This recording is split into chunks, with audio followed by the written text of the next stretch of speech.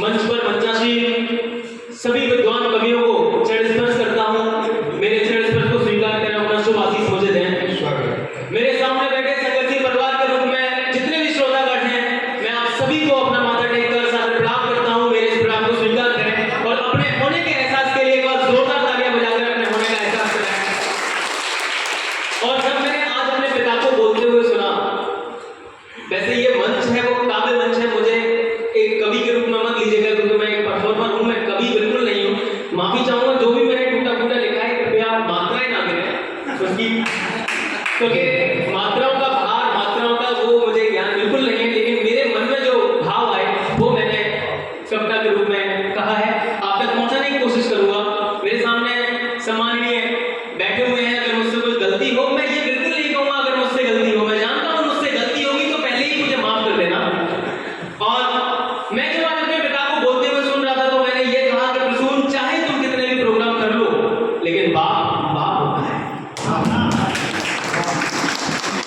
बहुत लंबा सफर है, पिता तक पहुंचने में बहुत वक्त लगेगा और मेरी ये कविता मेरे पिता को समर्पित है। मैं अभी आउट ऑफ स्टेट एक रिस्पेक्टेड रेपुटेड यूनिवर्सिटी में as a music teacher work कर रहा हूँ। तो मैं जब घर से दूर गया था उस वक्त के हालात में अपनी कविता में बोलूंगा और बस छोटे से 4 पंक्तियां हैं उसके कि जब मैं दूर गया था घर से फूट फूट कर रोए थे।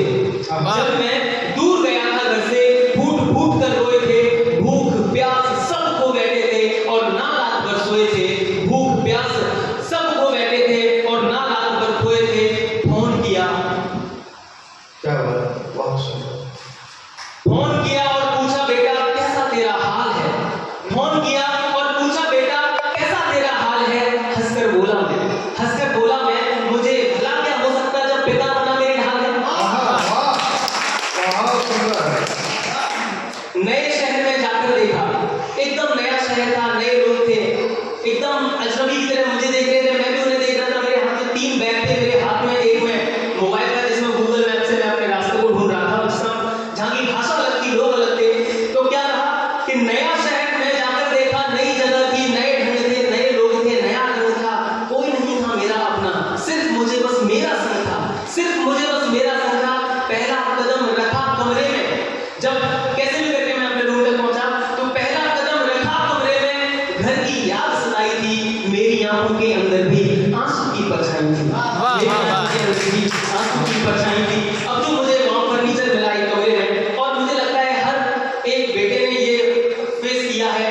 अगर ये डॉक्टर BS राणा जी बैठे हैं, आज शहर के बहुत बड़ी हस्ती हैं, मुझे मेरा सौभाग्य है कि आज मुझे ये सुन रहे हैं, इतने करीब से सुन रहे हैं। अगर ये के लिए बस जोरदार तालियां दो, मुझे मेरा सौभाग्य है।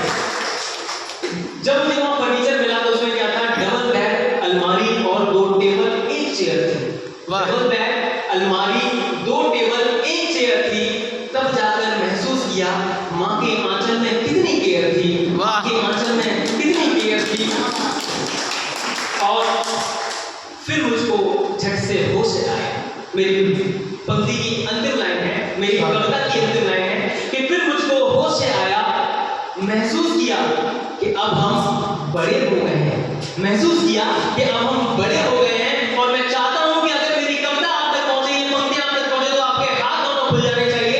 और मैं चाहता हूं कि ये मैं नहीं बल्कि हर वो बेटा अपने पिता से कहे जो मैं आज इस कविता के थ्रू कहना चाहता हूं कि झट से मुझको होश आया कि अब हम अपने पैरों पर खड़े हो गए हैं। पापा, अब आपको फिक्र करने की जरूरत नहीं, अब हम बड़े हो गए।